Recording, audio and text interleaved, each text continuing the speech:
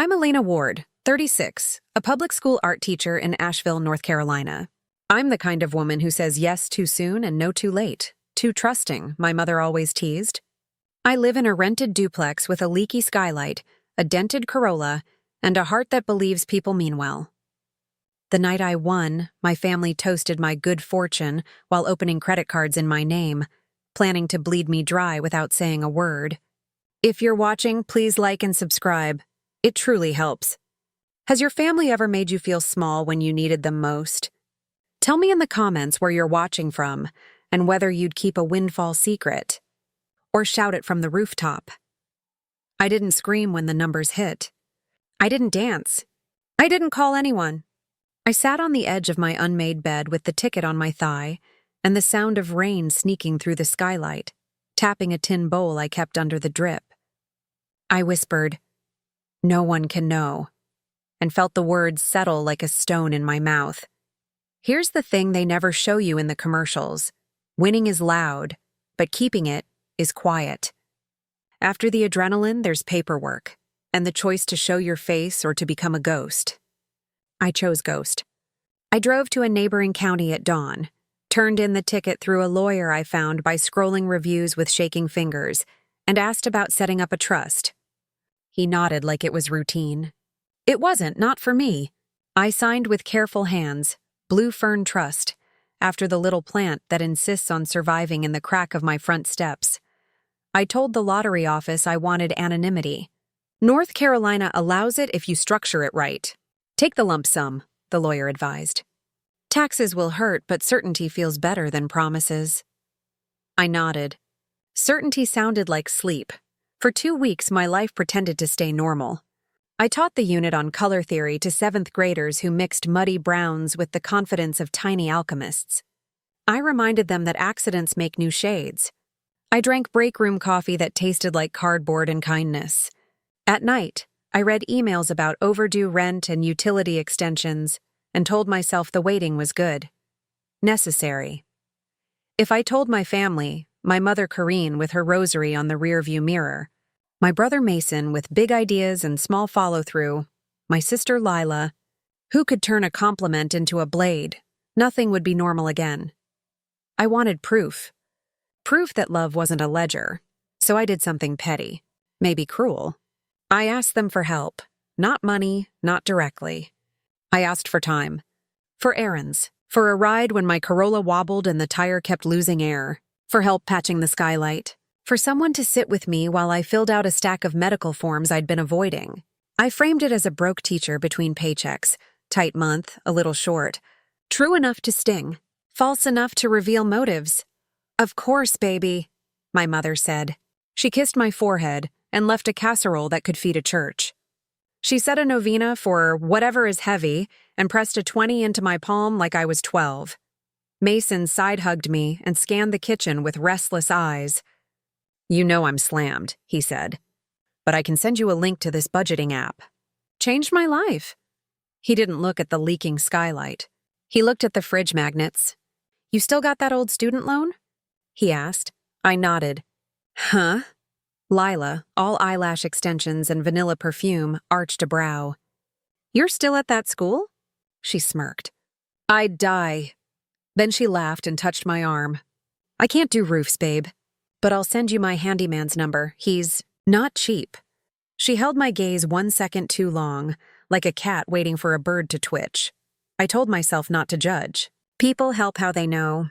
Still, the casserole warmed the kitchen more than Mason's app link or Lila's expensive phone contact ever could. I stored that away. At school, I stood in the supply closet, breathing through the scent of tempera and paper, letting the fluorescent light hum gray in my ears. I thought of all the times I'd said yes. Yes to extra duties, yes to grading late, yes to driving kids home when the bus didn't show. Yes carved me into something thin.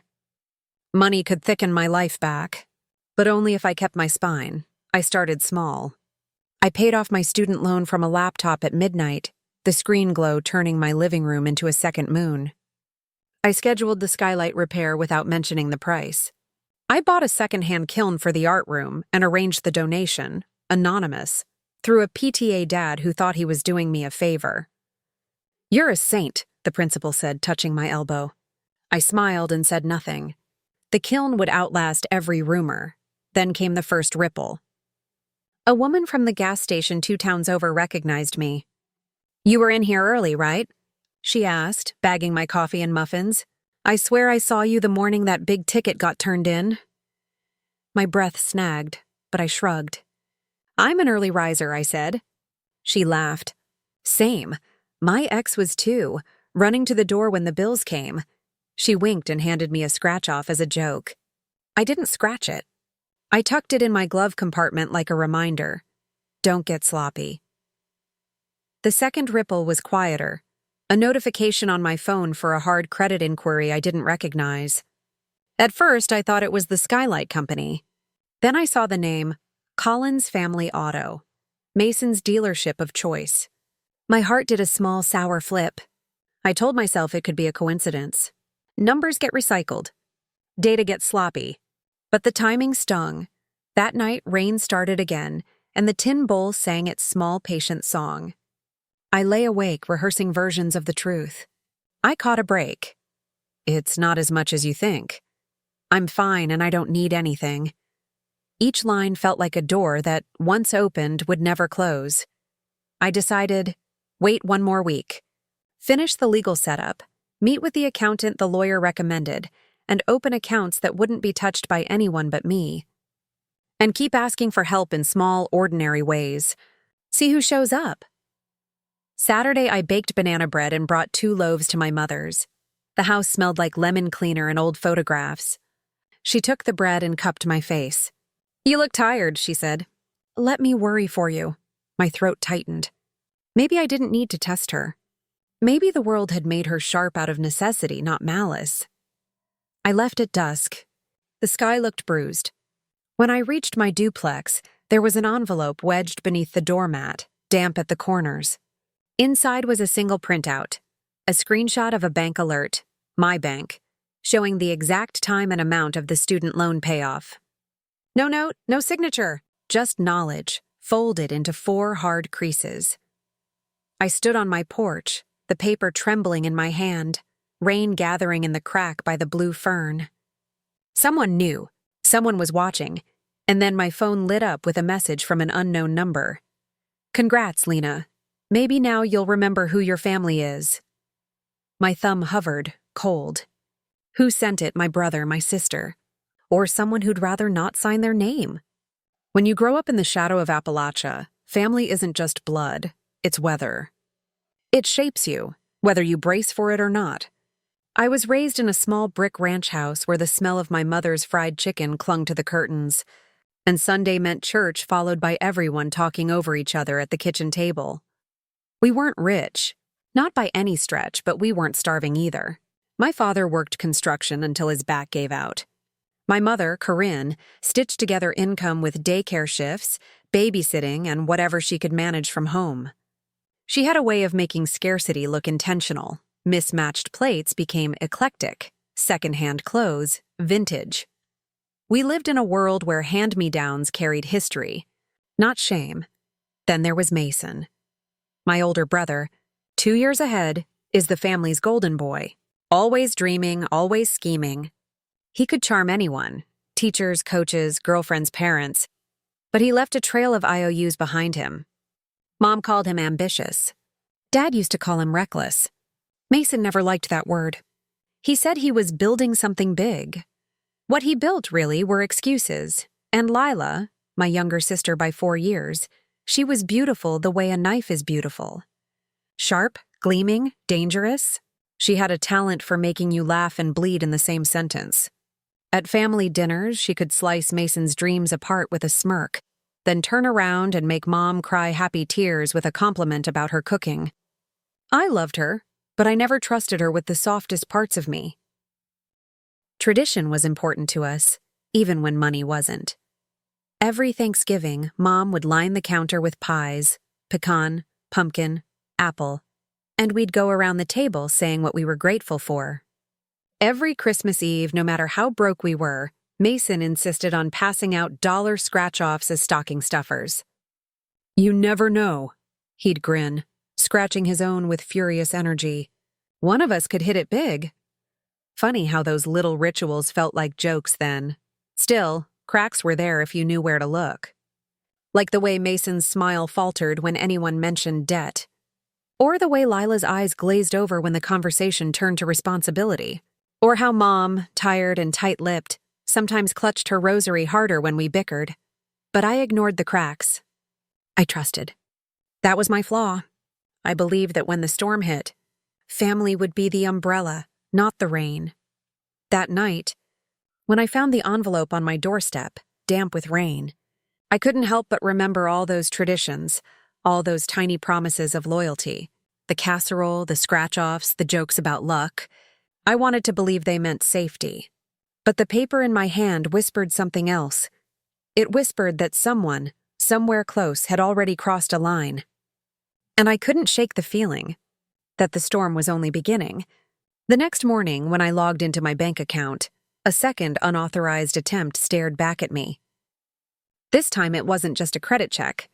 It was a withdrawal request.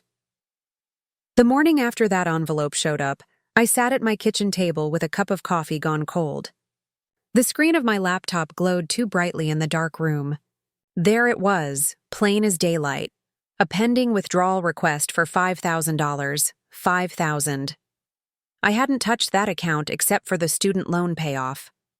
My hands trembled on the keyboard. Someone had access, or thought they did. I closed the laptop slowly, like slamming it would make the truth louder. My mind went straight to Mason. He was always hovering around money talk, always brushing against my credit history like it was his to inspect. But I couldn't be sure. Not yet. That night, I called him. "Mason," I said, trying to keep my voice casual.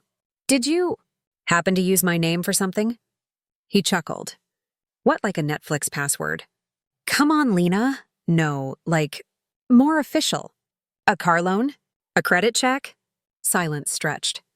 Then a laugh that didn't sound like laughter at all. "That's crazy.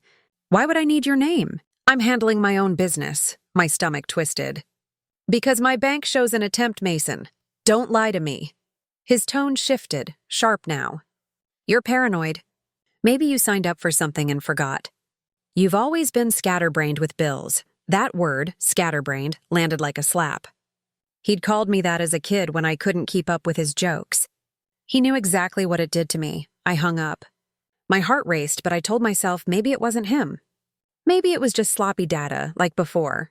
Except 2 days later, I noticed something else. My sister. I'd asked Lila to drive me to the grocery store because the Corolla was acting up again. She agreed, but the moment I slid into her car, her phone lit up on the console. A message preview popped across the screen. "Bank access secured." "Next step?" I froze. She snatched the phone up quickly, locking it with a manicured thumb. "What?" she said. I forced a smile. "Nothing. Just zoning out." But my blood felt like ice. Later, in the frozen food aisle, she tossed a bag of peas into the cart and smirked. "You know, if you just planned better, you wouldn't always be behind. Some of us don't wait for life to hand us charity." Charity. I bit my tongue so hard it ached. She had no idea, or maybe she did. Back home, I replayed everything. Mason's denial, Lila's message, the envelope, the anonymous text. My family wasn't just ignoring my needs anymore. They were circling me, like wolves testing the fence. And the fence was already cracking. That weekend, Mom invited us all for dinner. Pot roast, mashed potatoes, green beans, the works. It smelled like comfort, like childhood. For a moment, I thought maybe I was wrong. Maybe I was imagining shadows. But halfway through the meal, Mason leaned back in his chair, grinning. "Hey, Lena," he said. "If you ever hit the lottery, would you share? Or would you hoard it like a dragon?" Lila laughed, sharp as glass. "Oh, please." She'd keep it a secret. Probably let us starve while she fixed her skylight. Mom scolded them lightly, but her eyes flickered toward me. Curious. Searching. My fork clattered against the plate. My throat went dry. Did they know? Or were they just joking? Either way, I couldn't breathe in that room. I excused myself early, claiming lesson plans. On the drive home, rain smeared across my windshield, and the wipers squeaked in protest. I gripped the wheel tighter, every nerve buzzing, because deep down I knew. Those weren't just jokes. They were probes. They were testing me, and if I didn't act soon, the truth would slip through my fingers. When I pulled into my driveway, headlights were already waiting, parked at the curb, engine idling. A shadowed figure sat behind the wheel, unmoving. Watching my house, the headlights didn't move. I sat in my Corolla, engine still running, heart pounding so hard I could hear it in my ears. The figure in the other car was still, shadowed, waiting. I tried to convince myself it was a neighbor, maybe a lost driver. But the hairs on the back of my neck told me different. I parked, locked my doors, and forced myself inside. I pressed my back against the door once it clicked shut, every nerve alive. Whoever it was, they knew where I lived. The next morning, I thought I'd find nothing. Maybe I'd convince myself I'd been paranoid. But wedged under my wipers was another envelope. Inside, printed statements. My statements. Withdrawals, deposits, balances. Highlighted in yellow were the exact moments I'd tried to stay invisible. There was no mistake now. Someone close had access. That night I called a friend from work, Carla, another teacher. I trusted her like a sister. "Can I crash at your place tonight?" I asked. She didn't ask questions. Just said yes. When I came back the next afternoon, my front door was unlocked. My stomach dropped. I knew I had locked it. Inside, nothing looked stolen. Not at first.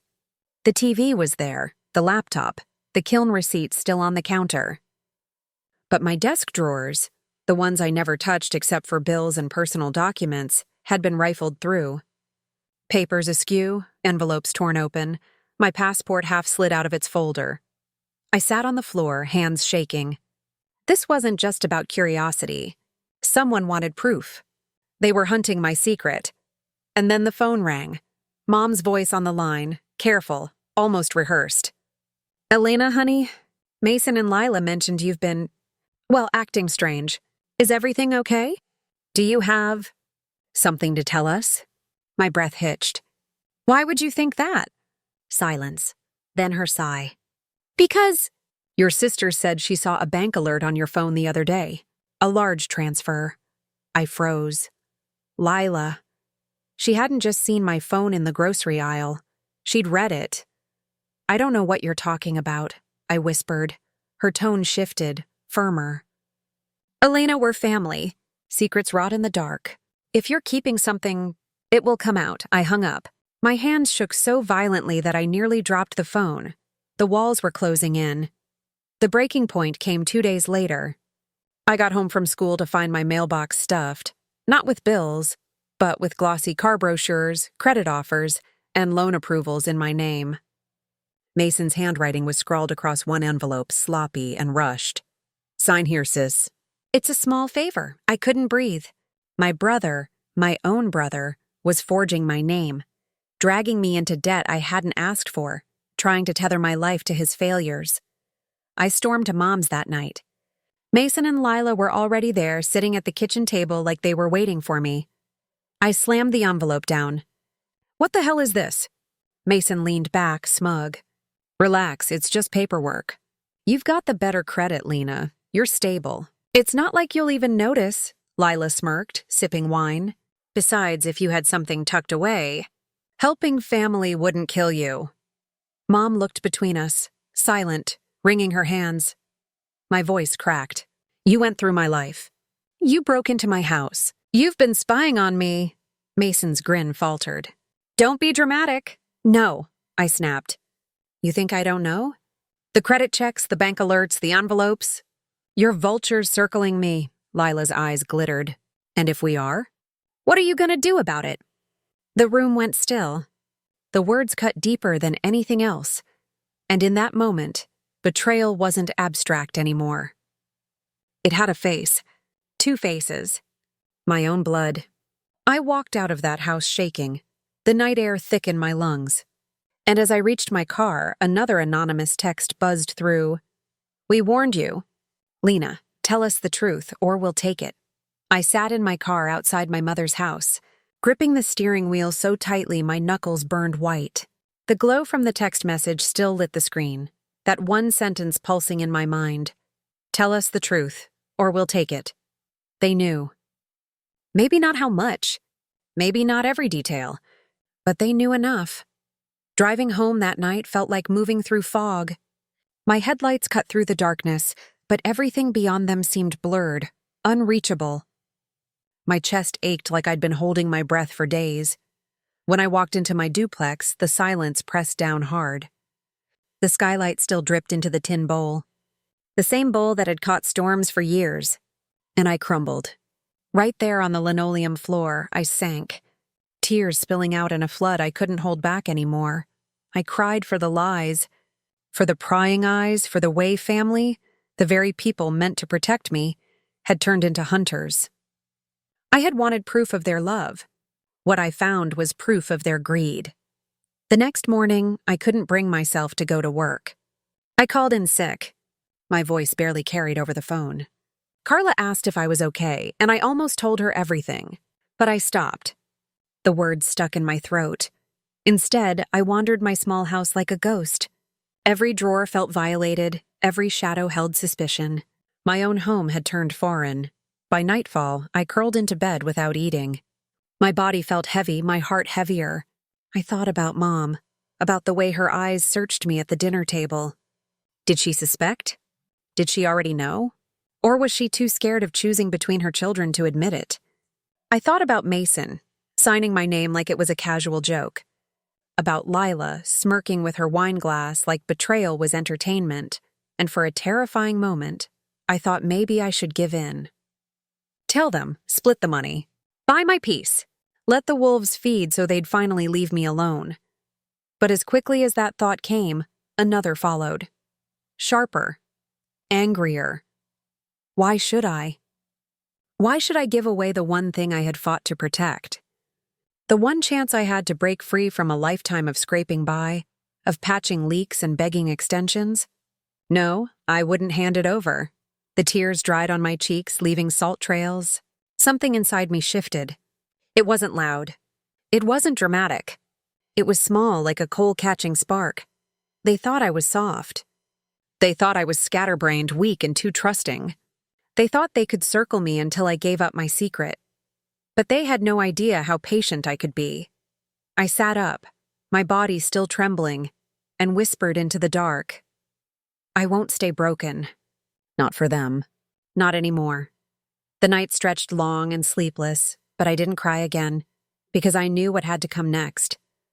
By sunrise, I had already made 2 calls, to the lawyer who helped me claim the ticket, and to someone I never thought I'd need, a private investigator. The lawyer's office smelled of coffee and old leather, the kind of place where secrets sink into the wood. I sat across from him, my fingers tapping the arm of the chair. He was calm, professional, his silver hair combed back neatly. I told you this could happen, he said. Lottery winners rarely lose their money to strangers. It's always the people closest to them. My throat tightened. So what do? He leaned forward. You make sure there's no trail. Separate accounts. Stronger protections and... His eyes flickered. If they're already trying to forge your name, you need proof. Without it, it's your word against theirs. Proof. That word clung to me. That's why I made the second call, to a private investigator named Janelle Rivers. Her voice on the phone was low, steady, like a woman who had seen the underbelly of too many families. You want surveillance? She asked. Yes, I whispered. On my brother. On my sister. And if possible, on anyone who comes near my house. There was a pause. Then, sounds like you already know they're guilty. I swallowed hard. I just need the world to know too. The next few weeks felt like I was living 2 lives. By day, I was Ms. Ward, the art teacher, guiding 7th graders through messy finger paints and clay pinch pots. I smiled, graded papers, and made small talk in the teacher's lounge. On the surface, I was the same woman I'd always been. By night, I was a shadow in my own life. I checked hidden cameras Janelle had installed, tiny black dots tucked into corners of my duplex, a discreet dash cam in my Corolla, motion alerts pinging my phone. I reviewed logs from my bank, every transaction scrutinized, and slowly, the cracks became canyons. One night, Janelle handed me a manila folder. Inside were photos, Mason at a payday loan office handing over documents. One of those documents had my name scrawled across the top. My signature was forged in sloppy ink. Another photo showed Lila sitting in a cafe with a man I didn't recognize, sliding a slip of paper across the table. Zoomed in, it was my bank account number. I felt sick, holding the proof in my hands. Sick, but also electrified. They're not even careful, Janelle muttered. That makes my job easier. For her, maybe. For me, it was a knife twisting deeper. The hardest part was keeping my mother in the dark. She called more often now, her voice heavy with concern. Or suspicion. "Lena, honey," she said one evening. "Your brother tells me you've been shutting us out. You know, family's all we've got in this world." I clenched the phone so tightly my hand ached. "Sometimes, Mom, family isn't what you think it is." She was quiet, then sighed. "Don't let secrets ruin us." I hung up before I could cry. The revenge took shape piece by piece. I opened a separate account in another county, under the trust's name only, shifting the bulk of my winnings where no one could touch it. I installed stronger locks on my doors. I left one account vulnerable on purpose. Bait. And through Janelle's lens, I watched the net tighten. Mason is trying to open a car loan in my name. Denied. Lila is sending screenshots of my balance to her friend. Denied. Both of them circling like vultures, angry when their claws found nothing to grip. The more they tried, the more proof was stacked in my folder. One night, Janelle slid a flash drive across my kitchen table. "Everything you need," she said. "Dates, photos, recordings. Enough to ruin them legally or socially. Your choice." I stared at the drive. It was small, unassuming. But in that tiny piece of plastic was every betrayal captured in hard, undeniable light. For the first time in weeks, I smiled. They thought I was soft. They thought I would break. But I wasn't breaking. I was building. And soon, they'd find out exactly how sharp I could be. At the next family dinner, I tucked the flash drive into my purse. And as I stepped into Mom's house, I whispered to myself, "Tonight, I set the trap." The night of the family dinner, my stomach churned like I'd swallowed stones. Mom had made her usual spread, fried chicken, biscuits, and collard greens. The smell should have been comforting.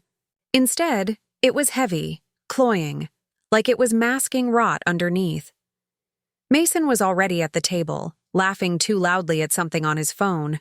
Lila sipped red wine, her manicured nails drumming against the stem of the glass. Mom bustled in the kitchen, humming faintly to herself. I slid into my chair, my purse with the flash drive resting at my feet. My heart thudded. Tonight wasn't the night for the big strike, not yet. But it was the night for the first move. "So," I said lightly, cutting into the silence, "work's been interesting. I had to talk to the bank about some weird account activity." Mason's laugh was cut short. He looked up too quickly. "Weird how?" I shrugged. "Oh, just suspicious withdrawals. Fraud, maybe. The investigator thinks someone close to me might be involved. They're monitoring everything now. Pretty soon we'll have names, dates, recordings. All of it."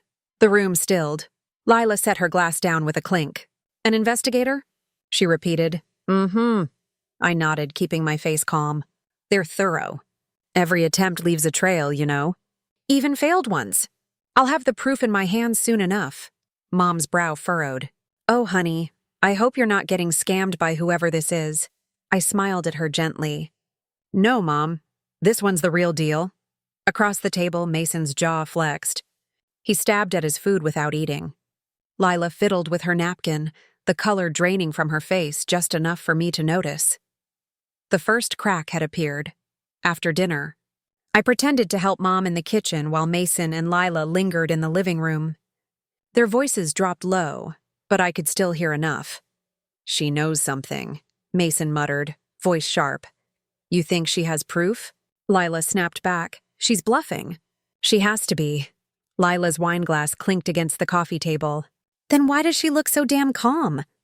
I dried a dish, fighting the smirk tugging at my lips.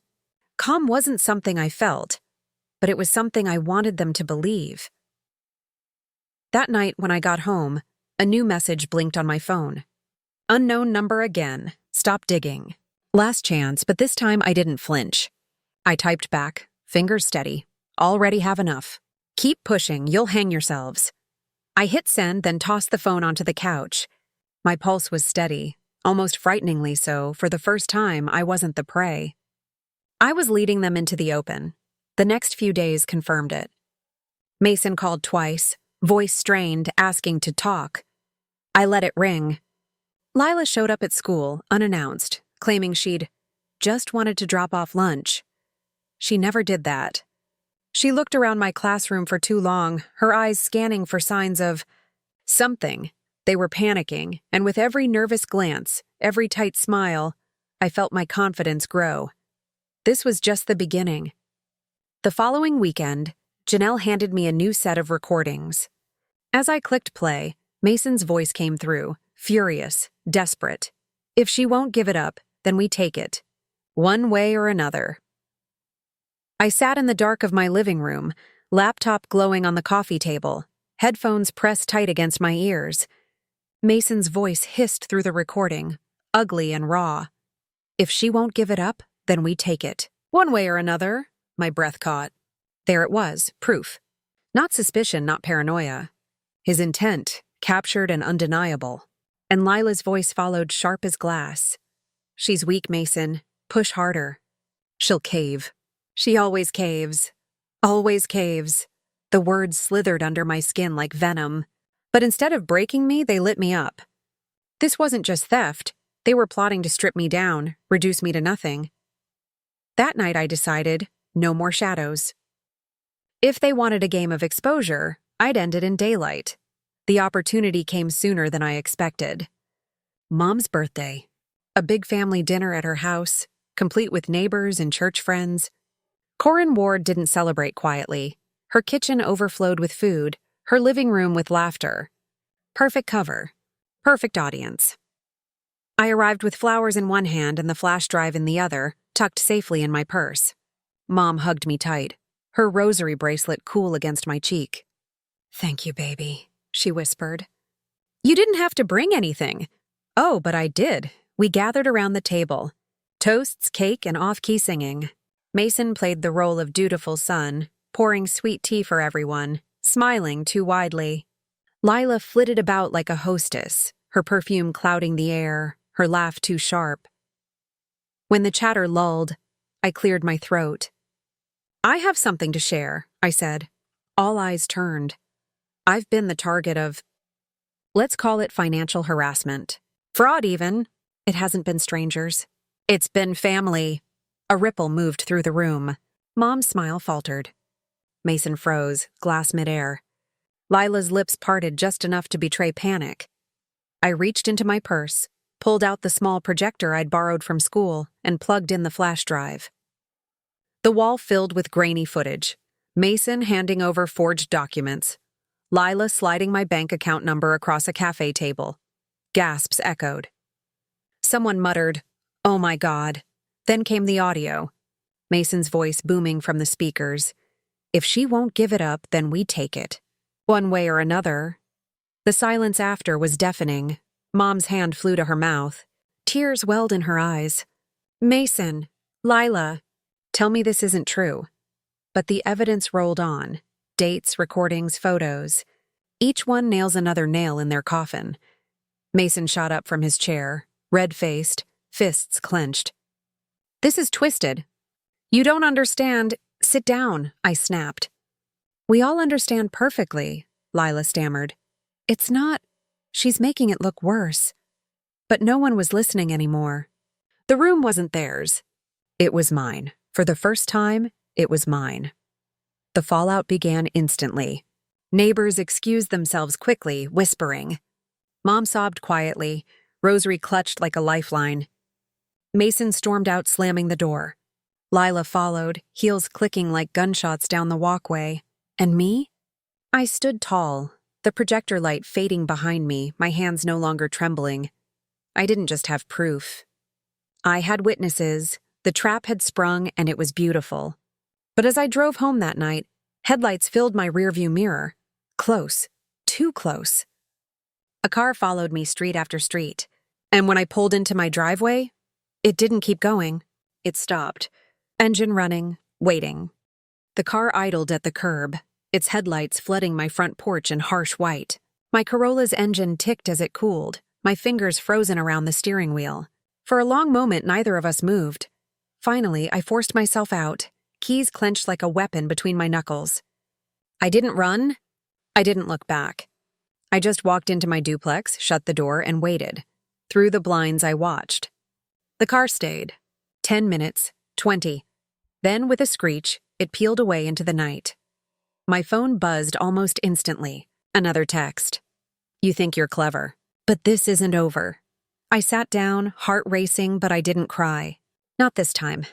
Instead, I opened my laptop and uploaded every file from Janelle's folder, the photos, the recordings, the forged documents, into 3 separate cloud drives. I scheduled them to auto-send to the lawyer, to Carla, and to Mom. Insurance. If anything happened to me, the truth would outlive me. The next day, fallout rippled through town. Mom called, her voice broken. Elena, the neighbors, the church, they're talking. They've seen the proof. Mason won't answer me, Lila. She came by crying, but she couldn't even deny it. What happened to my family? My throat tightened. They made their choices, Mom. They tried to break me. They forgot who I was. Silence. Then her whisper. I never thought I'd be ashamed of my own children. Her words cut, but not at me. For the first time, I realized Mom wasn't blind. She was shattered too. Mason tried first. He cornered me outside the grocery store, fury burning in his eyes. You think you won? He spat. You've humiliated me. Everyone knows. Do you have any idea what you've done? I met his gaze steady. Yes, I protected myself. And if you ever forge my name again, you won't just lose face. You'll lose your freedom. He stepped closer, but I didn't flinch. Janelle was parked across the lot, watching. Mason saw her, saw the camera pointed at him, and backed away. You're dead to me, he hissed. I almost laughed. I was never alive to you, was I? Just an account number. Lila's approach was quieter. She came to my classroom after school, mascara smudged, hands shaking. I didn't mean for it to go that far, she whispered. Mason pressured me. I just thought, if you had money, you'd finally let me in. Her eyes brimmed with tears, but I felt nothing. No sympathy, no anger. Just emptiness. You didn't want to be let in, I said. You wanted to take. There's a difference. She reached for my hand. I pulled it back. You'll never trust me again? She asked. No, I whispered. And I think you knew that before this started. She left, sobbing into her designer coat. At home, the nights grew quieter. No more envelopes. No more cars idling outside. Mason stopped calling. Lila disappeared into silence. Mom kept reaching out, but her voice carried a grief I couldn't heal. The aftermath was messy, painful. But underneath it, something stronger bloomed. Relief. For the first time, I wasn't waiting for the other shoe to drop. I had taken control. I had ended it before it ended me. Still, one truth lingered. Family betrayal doesn't just vanish with proof. It lingers like smoke in the walls. Even when the fire's out, you still smell the burn. One evening, as the sun set through the cracked skylight, I sat at my table with a glass of wine. My phone buzzed with a new message, this time from Mom. I'm hosting Sunday dinner. Just us. No Mason, no Lila. Please come. I need closure. And so do you. I stared at the screen, torn. Was this the end? Or just another test? Sunday came with a pale autumn sky, the kind that looked fragile, as though one sharp wind might shatter it. I drove slowly to Mom's house, each mile heavy with memory. I thought of all the Thanksgivings, the Christmas mornings, the loud dinners where laughter and cruelty mingled at the same table.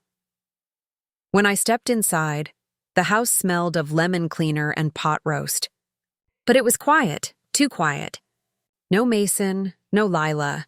Just Mom, sitting at the table, hands folded on her rosary. She looked up at me, eyes tired, softer than I'd seen in years. "Elena," she said. "I'm sorry." The words cracked something in me. I had been bracing for excuses, for guilt, for pleas on behalf of my brother and sister. Instead, she offered me sorrow, raw and honest. "I should have protected you," she continued. I thought keeping peace meant keeping silent. But silence let them grow rotten. Tears welled in her eyes. "You deserved better from all of us." I sank into the chair across from her. My throat burned. I just wanted to believe family meant safety. That's all I ever wanted. She reached across the table, her hand trembling as it covered mine. "Family should. But when it doesn't, you make your own. You're stronger than you think, Lena. Don't let them take that from you. Stronger than I think." That night, back in my duplex, I looked around. The skylight had been repaired, the blue fern still thrived on the step, and for the first time, the house felt like mine. Not a cage, not a hiding place, mine. I didn't need Mason. I didn't need Lila. And I didn't need to prove myself to anyone anymore. They had tried to strip me bare. Instead, they revealed a spine I hadn't known I carried. The money? It mattered, yes. But the real treasure was knowing I could survive betrayal, stand taller for it, and never again mistake weakness for love. I poured a glass of wine, leaned back and whispered into the quiet, "I won't stay broken." Not for them. Not for anyone. And for the first time in months, I slept through the night. If this story touched you, please like and subscribe. It means more than you know. Would you forgive betrayal like this or walk away forever? Tell me in the comments. I read everyone and I'd love to hear your thoughts. Resolution. Elena ends empowered, in control, no longer defined by her family's betrayal. She doesn't forgive, but she finds clarity, and that's enough.